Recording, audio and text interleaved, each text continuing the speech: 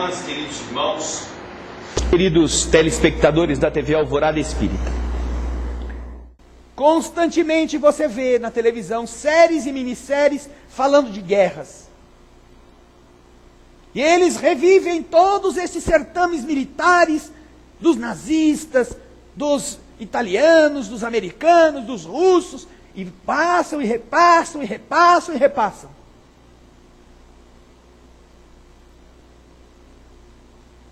Mas você nunca assiste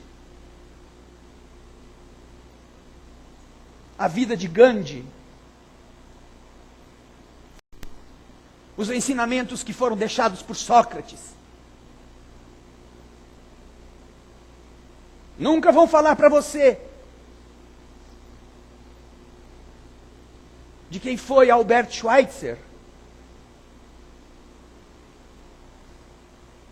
Nunca.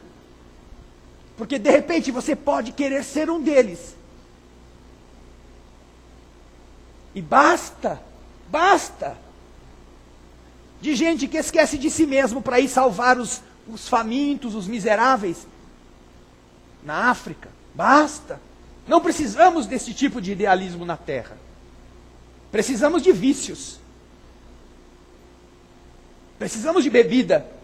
Precisamos de droga. Precisamos de cigarro. Precisamos de carro. Precisamos de nudez. Precisamos de fragilidades. Isto tem que ser mostrado. Precisamos de jogo de futebol, de corrida de carro. Não precisamos de escola. Não precisamos de professores bem pagos, bem preparados, dignificados por um sistema que vê no professor a solução de todos os problemas do futuro. Não, isso não serve.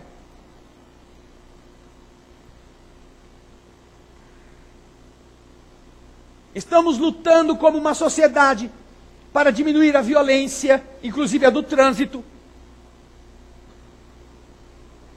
proibindo ou criando leis que restringam a possibilidade de alguém dirigir um veículo embriagado.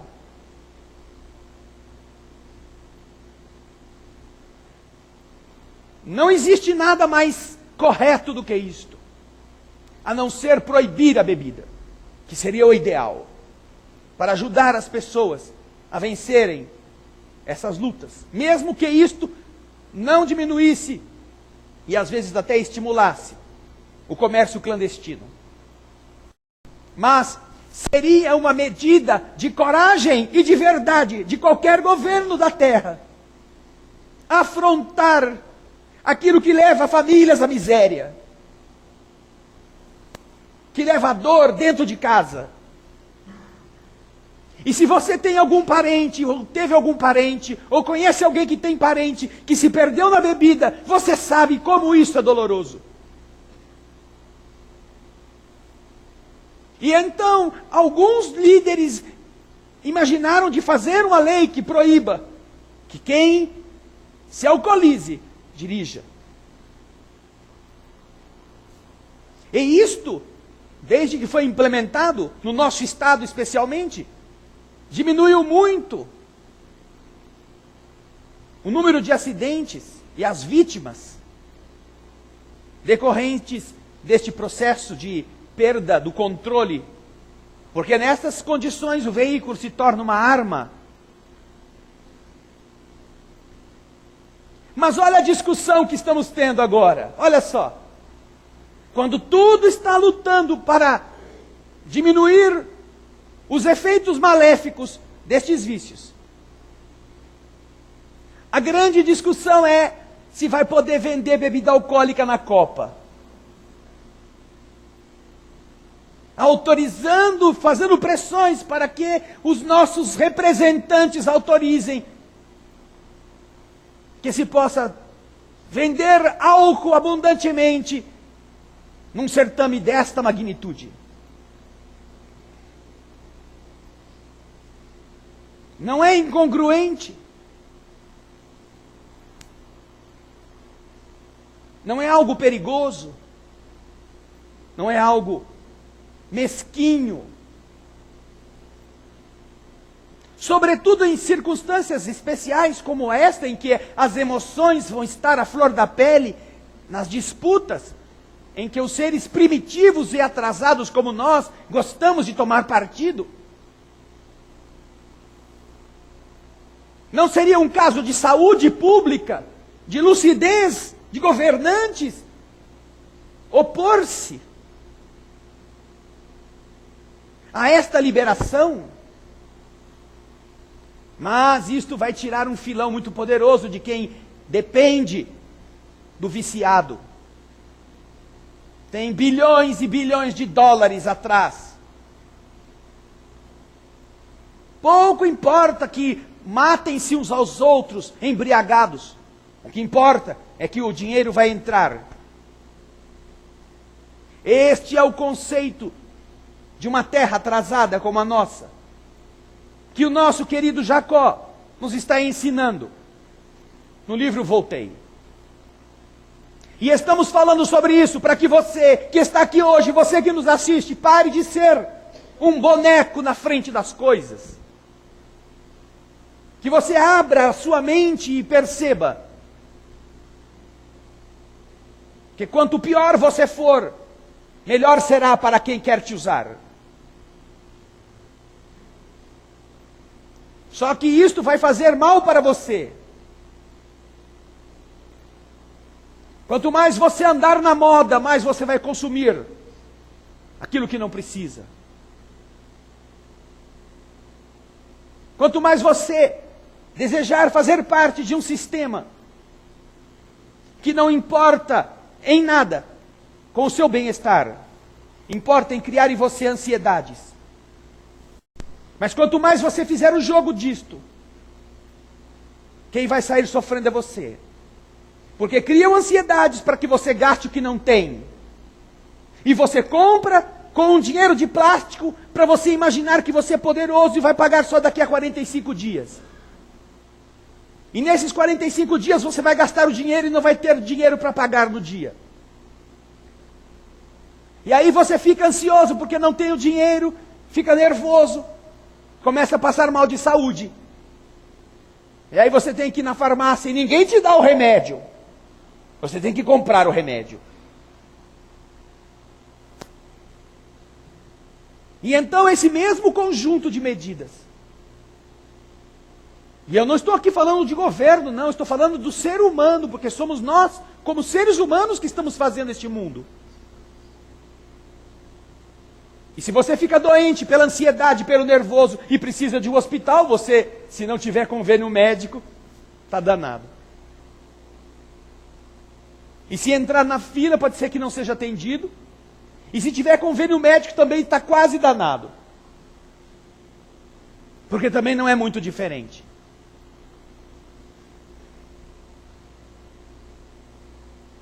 O nosso desejo é que você que está aqui, medite no que vai fazer da sua vida. Porque nós temos tido orientações dos Espíritos a respeito da nossa mudança de verdade, de dentro para fora. Ah, mas eu vou ficar esperando, porque eu não sei se em 2012 vai acabar o mundo mesmo. Você está planejando ser melhor só depois. Se não acontecer nada em 2012, em 2013 você vai continuar tão ruim como foi em 2012. Mas, se você mudar agora, mesmo com medo do fim do mundo, quem sabe você não está ganhando alguns meses, renovando-se, parando de viver de acordo com os interesses, simplificando sua vida. Veja nos seus armários, nos lugares onde estão guardadas as coisas inúteis, que você disse, um dia eu vou usar isto. Veja quantas coisas estão ali dentro, ocupando um espaço e não te sendo útil para nada. Ali naquele armário podem estar mensagens de amor que você entregue para pessoas que nunca tiveram aquilo. E essas pessoas fiquem agradecidas, porque você as acarinhou com um gesto. você compartilhou com elas algo que estava inútil dentro de um armário. Você fez elas se sentirem importantes. E elas vão se lembrar de você. E aquele benefício vai ficar a seu favor. E você vai se sentir feliz. Como nunca se sentiu enquanto as coisas estavam guardadas lá. Como se fossem prisioneiras do nosso egoísmo. Tudo que está inútil, é bom que a gente se liberte dele. Porque é um peso. Mas que você se liberte, fazendo-o se transformar em algo de bom para os outros. Porque você verá que é possível que alguém seja feliz com aquilo que você estava guardando egoisticamente para um dia, que você não sabe quando, você poder usufruir de novo.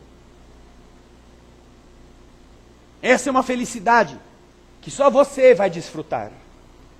Mas se aquilo estiver parado, não vai fazer bem para ninguém. Aliás, vai pesar na sua conta. Não, Senhor, eu não fiz muito bem porque eu não tinha dinheiro. Então vamos abrir o seu armário. Podem falar os espíritos que nos conhecem. Vamos abrir o seu armário, vamos ver. Faça isso na sua casa. Antes que seja um espírito da morte que venha fazer.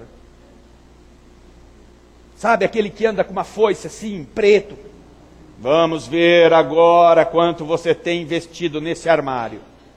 Você que disse que era pobre. Pegue um papel e comece a anotar quantas blusas, quantas calças, quantos sapatos, quantas saias, quantos vestidos, quantas japonas, quantos cintos. E eu nem cheguei nas bijuterias ainda.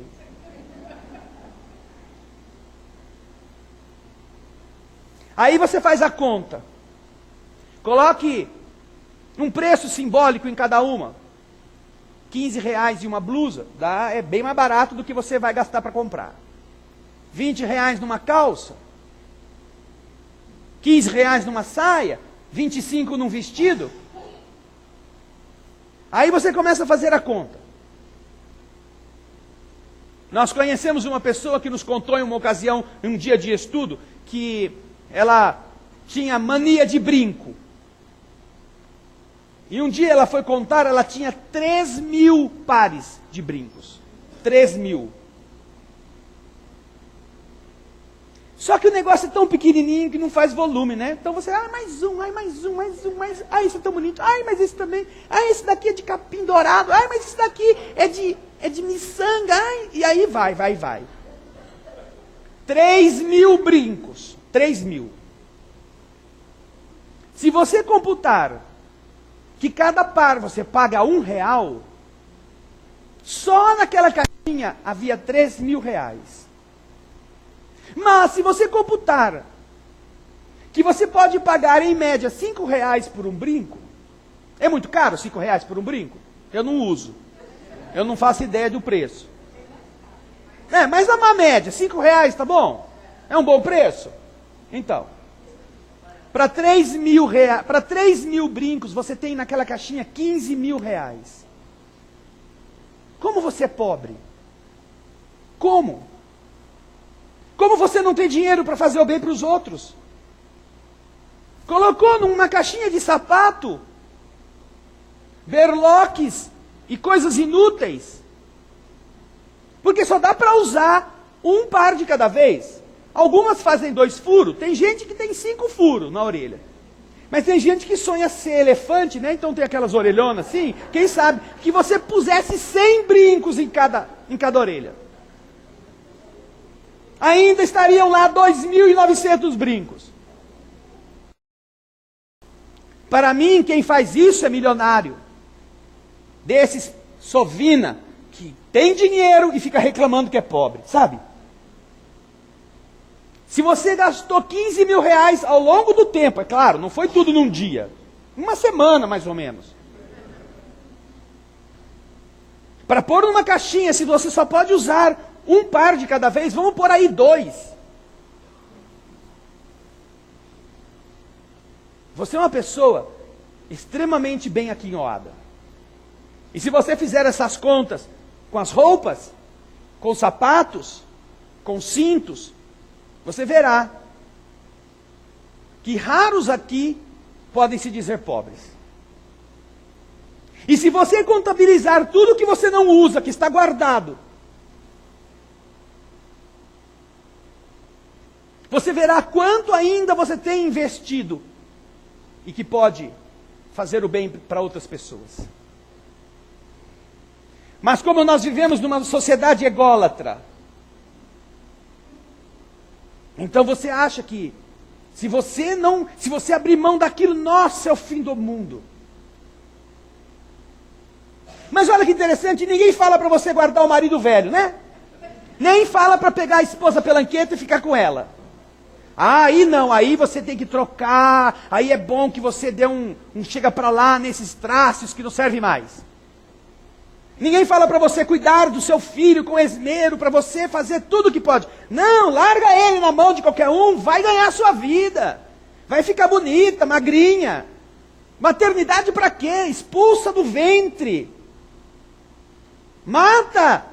Para que você vai estragar o seu corpo, o seu sossego, o seu prazer? Vejam só a sociedade que nós estamos criando para nós. E todas as vezes que você passa diante de uma loja, que você, eu vou comprar esse aqui. Eu sei que eu já tenho um parecido, mas esse é diferente. Você está fazendo o jogo deste mundo que depois vai ser o seu algoz. Porque quando você precisar dele, você vai ver que não tem ninguém por perto.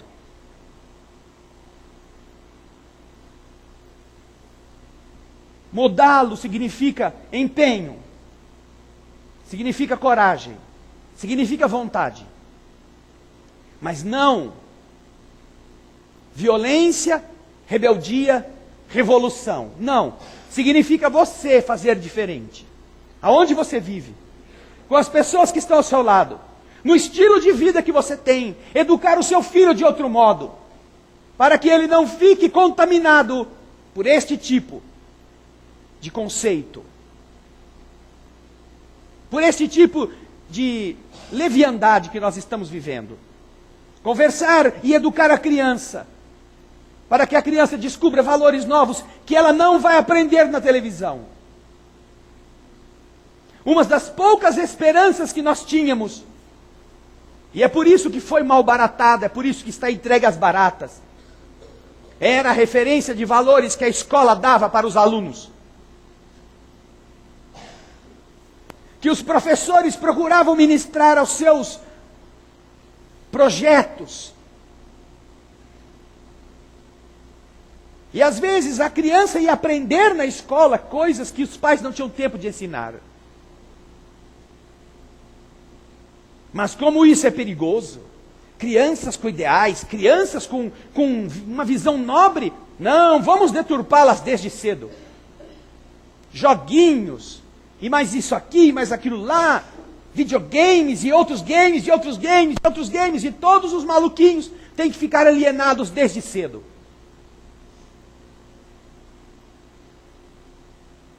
E pai e mãe, para ficar sossegado também, que não quer ter o desprazer de ter que ficar correndo atrás do demônio. Dá para ele, deixa ele ficar com o negócio, se a gente fica sossegado. Por isso é que é importante que a gente abra os olhos. E observe como nós estamos sendo tangidos como gado. Criam dificuldades para você precisar de recursos que você empresta para gastar com coisas que você não precisa.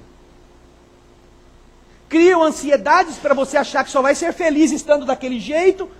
E quando você tem aquilo, você tem um monte de dívida para pagar e está infeliz também. Ninguém diz para você, você precisa de pouca coisa para ser feliz. Ninguém fala que você pode ser feliz com o que você possui. Pelo menos na televisão. Ninguém te ajuda a entender a fraqueza do outro, a compreender as dificuldades alheias. Todos querem julgar os outros, porque esse é o sistema em que um é inimigo do outro. E quando alguém é pego, quando alguém é flagrado fazendo alguma coisa que não deve, que a própria sociedade sempre estimulou, aí ele não presta.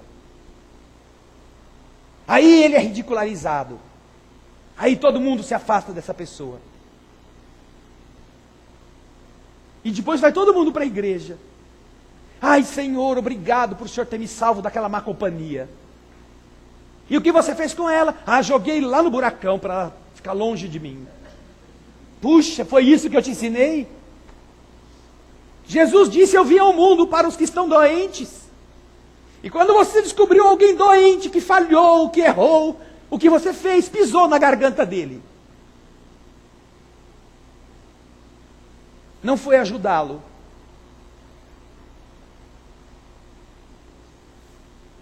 Não teve nenhuma compaixão.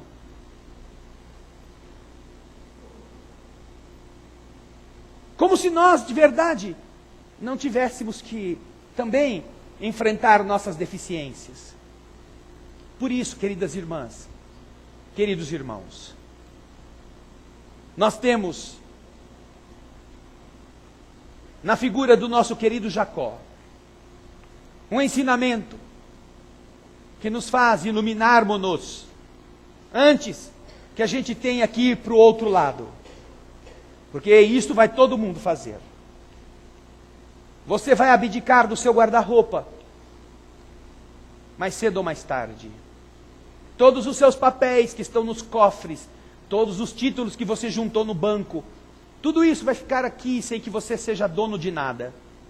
Ah, você era bonita, era bonito, era. Vai ver como na caveira todo mundo fica magro. Debaixo da terra, você encontrará o melhor spa. E não vai valer nada as suas chapinhas, sua escova progressiva, sua roupa de marca. Então, enquanto você tem tempo, faça aquilo que Jacó nos estava ensinando a fazer, na autoiluminação.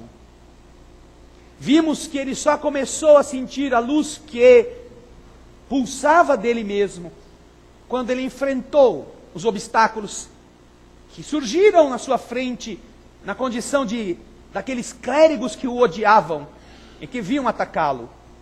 Mas ele enfrentou isso sem ódio. Ele se manteve em oração, pedindo a Deus por eles, pedindo que o Pai os amasse, desculpando as suas faltas, porque ele próprio era indecente. Ele próprio havia atacado estes clérigos quando ele estava encarnado, falado mal deles, para defender a doutrina cristã, como se Jesus precisasse de defesa. E o que é pior, uma defesa dessas, uma defesa que denigre o cristianismo, uma defesa que abate o nosso semelhante, que se desfaz da sua condição de ser humano, de ser irmão nosso. Não, esse não pode ser o modo como nós defendamos o cristianismo. Matando aquilo que Jesus pediu que a gente cultivasse. Ele então pede a Deus por aqueles homens que estavam ali tentando assustá-lo, tentando agredi-lo. Mas o faz com o coração sincero, como cada um de nós é aconselhado a fazer, por aquele que te fez sofrer.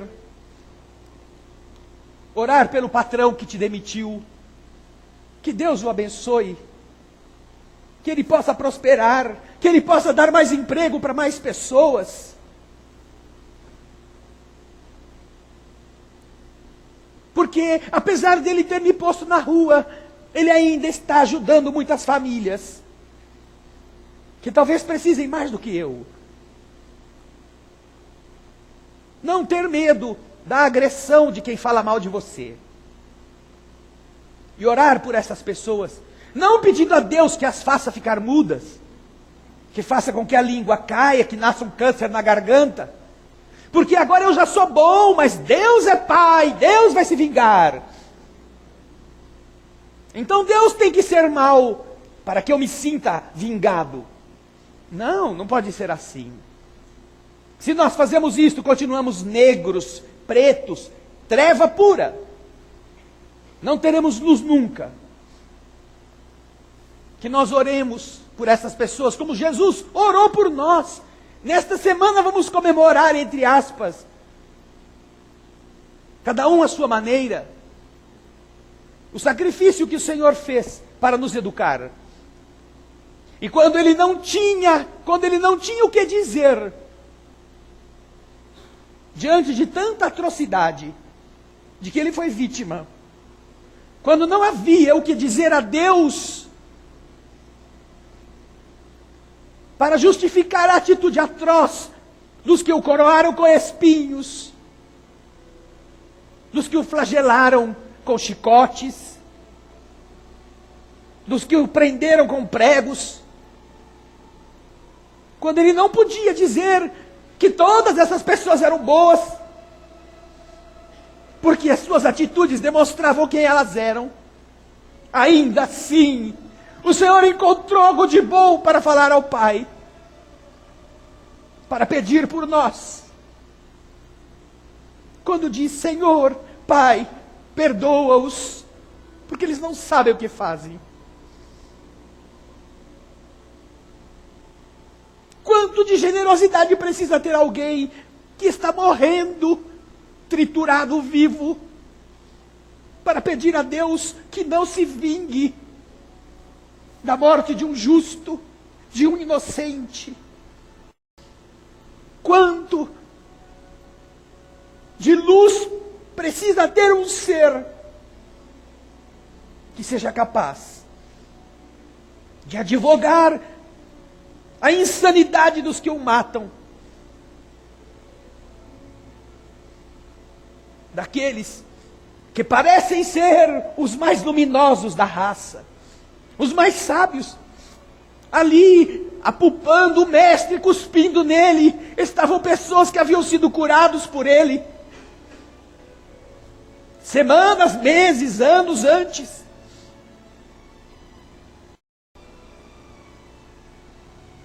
E ali está Jesus, sem medo, sem desejar o mal, sem vibrar no mal contra ninguém, e ainda assim, sofrendo tudo, tentando fazer o bem.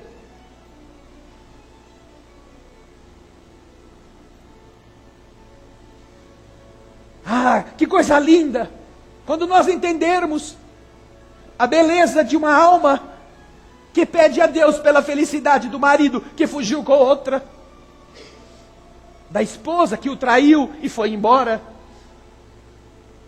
que pede que eles sejam felizes, que às vezes pede desculpa por não ter sido capaz de fazer mais, de ser mais carinhoso, mais carinhosa, que às vezes tudo isso aconteceu porque também eu era duro, eu era rude, eu era ríspido, eu era frio ou fria.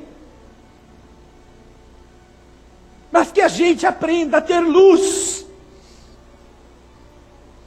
Esse é o esforço dos Espíritos. Transformar a nossa noite em dia. E só será possível fazer isto só quando alguém nos fizer mal, quando alguém nos ameaçar, quando alguém nos ferir.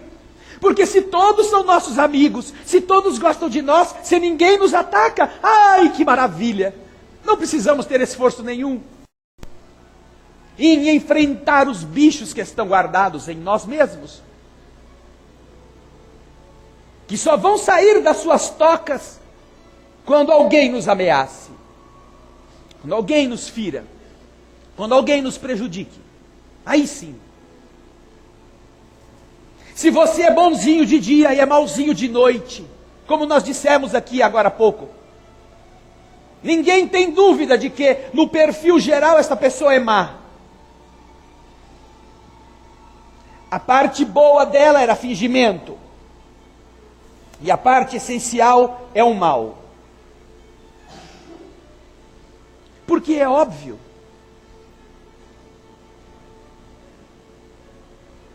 Quando a pessoa for boa, não terá mais maldade. Enquanto não tem a bondade plena, a sua essência negativa prevalece. Não é pura, não é nobre. Está lutando para ser, mas se deixa arrastar, se deixa levar, porque ele está contaminada.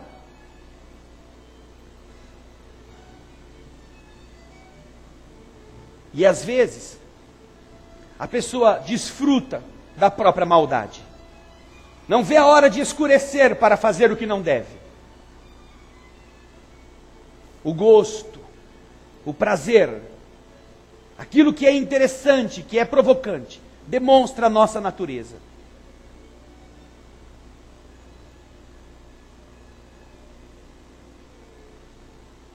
Mas cada um é convidado a ser diferente, porque pode ser diferente. Porque é capaz de não mais desejar o mal dos outros, de dia ou de noite. Se você está esperando determinadas condições para fazer aquilo que não faria, tome cuidado. Porque é aí que está a fragilidade. É aí que aquele que parece sóbrio na presença da família enche a cara quando está todo mundo viajando.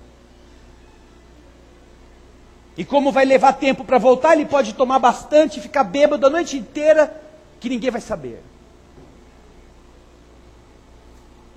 Mas quando tem gente perto, não faz nada. Parece sóbrio, um santo. Nós não estamos mais na hora de nos adaptarmos. Não é mais, na época humana que nós estamos vivendo, o período do fingimento. Não é. Pode ser que nada aconteça em 2012 e a doutrina espírita não está aqui propugnando datas para o fim do mundo, porque ela não é uma doutrina dessa natureza. Mas coisas estranhas estão ocorrendo. Ninguém fala disso para vocês. A gente fala. Coisas estranhas estão acontecendo. Não apenas na economia, na política, mas no próprio mundo. Não se conhece uma época como aquela que agora estamos vivendo, neste mês de março que passou. Onde tantos terremotos de 4 a 6 graus atingiram a Terra. Onde a quantidade de vulcões que agora está em erupção alerta para alguma coisa. Eu sei que vocês não sabem. Mas não faz 3 horas um terremoto em Montes Claros de Minas Gerais, de quase 4 graus, aqui no Brasil. E se tem alguém de Montes Claros, não precisa desencarnar aqui não, porque não tem notícia de vítimas. Ai, meu parente, minha mãezinha, meu primo. Não, calma. O que vai precisar acontecer? Que abra-se a terra onde nós estamos para a gente acordar? Para a gente desejar começar a se iluminar? Ao invés de ficar esperando, eu vou ficar esperando até 21 de dezembro de 2012. Quando eu ver que o negócio está ficando preto, aí eu ajoelho, aí eu rastejo, aí eu dou tudo que eu tenho. Aí eu dou tudo com cheque pré-datado para segunda-feira. Cruzado ainda, porque aí a pessoa, segunda-feira, se não acontecer nada, eu dou contra-ordem, não dá tempo dela depositar o cheque. Se for esse o tipo de projeto no bem que a gente tenha, é preferível morrer logo.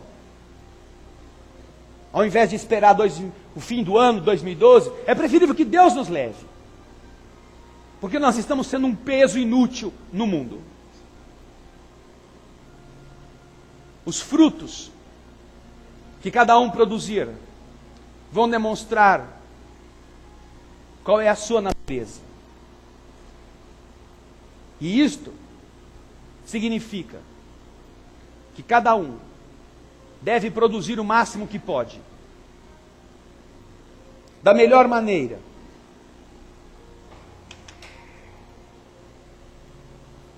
de forma que haja esperança, que a sua vida seja útil aos planos da divindade. Se você é apenas mais um comedor, mais um roedor, mais uma boneca ou um boneco, ocupando espaço, por que mantê-lo num mundo que já está apodrecido por causa disto?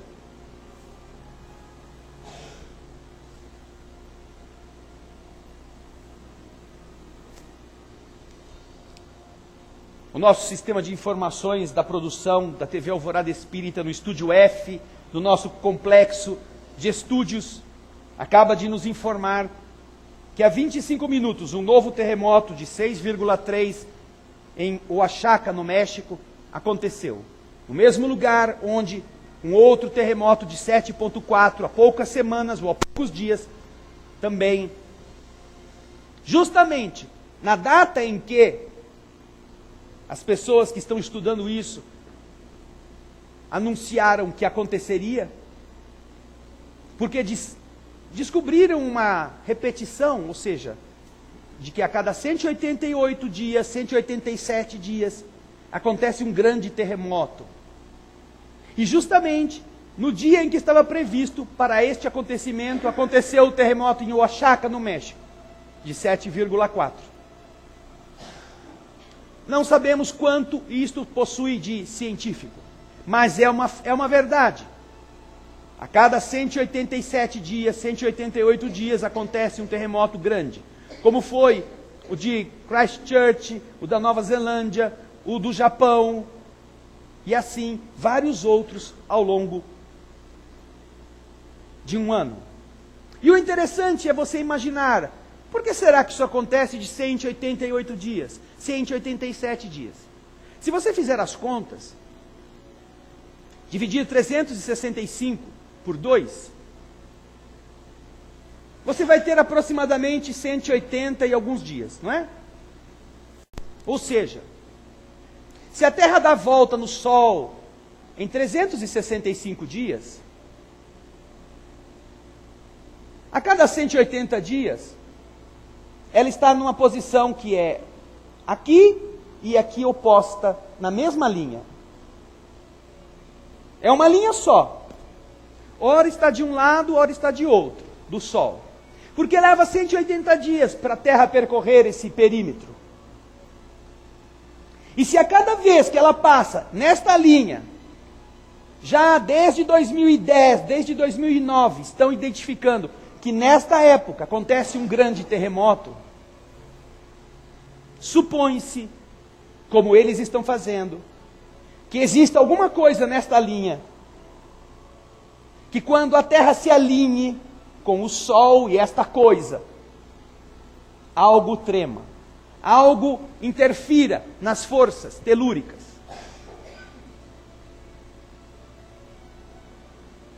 Esta é uma leitura, não é a única, mas é uma leitura. E naturalmente, na medida que um possível corpo celeste comece a cercar-se mais da Terra, não precisará haver apenas o alinhamento da Terra com ele para haver uma influência direta.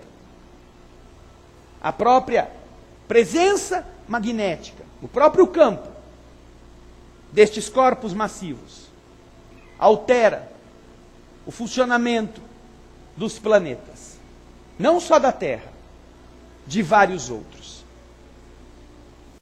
Por isso, se eu fosse você, sinceramente, aproveite o seu tempo no bem. Porque se nada disso ocorrer, você já terá começado a decidir-se por melhorar antes. Mas se alguma coisa ocorrer, pelo menos você aproveitou adequadamente os conselhos que os Espíritos nos deram. Não existe saúde que dure. Esta que a gente procura, acaba. O homem mais sadio que já existiu na terra foi para baixo dela com toda a saúde que tinha. A única saúde que vale a pena ter, que vale a pena buscar, que vale a pena a gente se empenhar, é a da bondade. Quando nós formos bons, não importa que o corpo doa, seu espírito está sadio. E quando o corpo perecer, você como alma seguirá, e um novo corpo te esperará, para receber um espírito sadio, que vai modelá-lo de forma correta, de forma adequada. Nosso problema, portanto, não é termos órgãos que não funcionem bem, é termos uma alma que está enferma. Quando entrarem na sala de passe, claro que podem pedir sim que Deus ajude a melhorar a circulação do corpo, a respiração, o batimento cardíaco, claro que sim. Mas que não seja essa a única melhora que você peça. Porque com todas essas melhoras feitas por Deus, você ainda vai para o cemitério. Pede para melhorar onde vale a pena. Seja mais generoso. Perdoe quem te fez chorar. Esqueça o mal. Deixe de ser egoísta. Divida as coisas. Faça a alegria dos outros com aquilo que para você não te serve. Não seja apegado. Porque se uma coisa você não é, depois de fazer este levantamento dos bens que você tem, é pobre. Você não é pobre. Pobre é quem hoje ainda não comeu. Pobre é quem hoje não conseguiu tomar um banho, porque não tem água. Pobre é quem não sabe ler e escrever. Quem até de noite vai lutar para conseguir engolir alguma coisa. Pobre é estes que nós não conhecemos. Estes são os miseráveis do mundo. Mas falando de outro tipo de miséria, li uma frase certa vez que define bem aquilo que às vezes nós somos. E a frase dizia assim: ele era tão pobre, mas tão pobre, mas tão pobre, que ele só tinha dinheiro. Pensemos se nós não somos isto. Ricos miseráveis. Não porque tenhamos milhões no banco, mas porque temos muitas coisas das quais nós não nos desgrudamos. Quando entrarem na sala de passe, abram o coração para que os amigos invisíveis possam nos ajudar a superar o que somos e a lutar para que nós não estejamos mais entre aqueles que flagelam Jesus, entre aqueles que Ele cura e depois a gente cospe nele. Porque cada vez que você não perdoa o semelhante, cada vez que você não ora por alguém que te fez sofrer, é isso que nós estamos fazendo. Jesus nos ajuda e a gente dá mais uma martelada no prego que o matou. Que não seja este o sentimento que tenhamos por Ele. Que nós digamos a Ele: Senhor, esta chibatada que eu estou levando da vida, eu estou levando sem reclamar, para que ela não bata em você. Para que não seja no seu lombo que você a sofra de novo. Eu estou aguentando por te amar. Que você possa sentir meu amor exatamente como você me ensinou a receber o mal e a não maltratar quem me produziu a dor.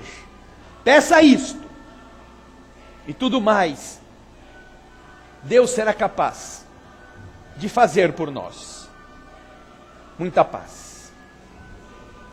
Obrigado, Senhor, por mais este dia em nossas vidas, pela alegria de estarmos de pé, podendo aprender coisas novas, falar coisas melhores, fazer atividades que nos ajudem, ajudando outros, aprender a esquecermos-nos por preocuparmos com as pessoas à nossa volta, aproveitarmos cada chance da vida para embelezá-la, ao invés de reclamarmos a atenção dos outros. Pessoas há na terra, Senhor, que são sorvedouros da atenção alheia, pequenas, medíocres, incapazes de ver em si mesmas a riqueza divina que jaz ali, como a seara do Pai, em forma de plantação, aguardando o crescimento.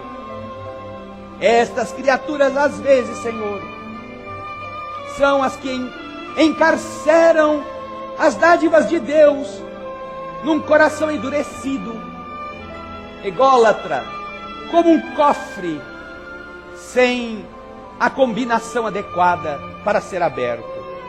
Mas aprendemos contigo, Senhor, a romper estas amarras, estes códigos mesquinhos, e abrindo o cofre da alma, encontrar em seu interior todos os recursos celestes, que são mais ricos e abundantes do que as enfermidades que o corpo padeça.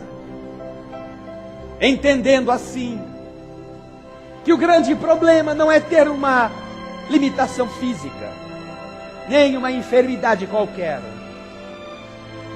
O nosso problema, Senhor, é não desejar colocar a serviço do Teu amor as sementes que Deus nos entregou.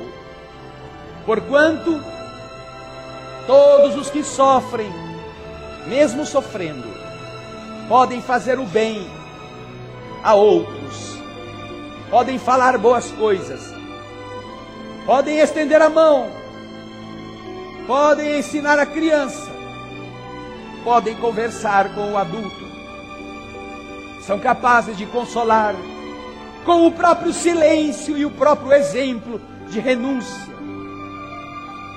Aqueles que muitas vezes mais sadios ainda não descobriram em si mesmos a força para superarem-se. Mesmo quando os olhos choram, os lábios podem sorrir. E é isso que nós te agradecemos, Senhor, porque coberto de sangue, com a coroa de espinhos, carregando o peso da cruz na qual você seria preso, ainda assim, seus lábios abençoaram, suas palavras protegeram, você viveu o amor de Deus por todos nós. Que nós paremos de comer ovo de chocolate e passemos a dar um novo sentido ao que significou o teu exemplo. É isso que nós te pedimos e que te oferecemos na canção que cantaremos.